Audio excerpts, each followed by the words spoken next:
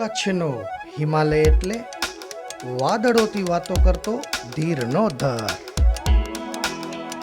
જ્યાં હજારો પક્ષીઓ કલરવ કરે છે અને વસવાટ કરે છે.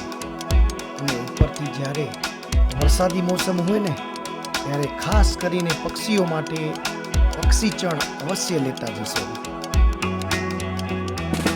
હાલ હજારો પર્યટકો ધીનોધરના પ્રવાસે આવે છે.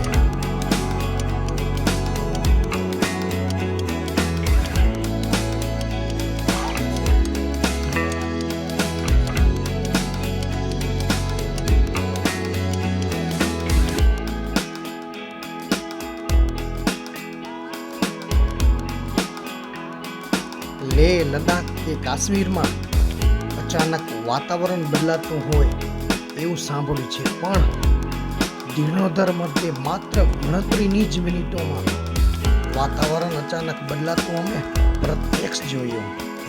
ક્યાં બાત હે.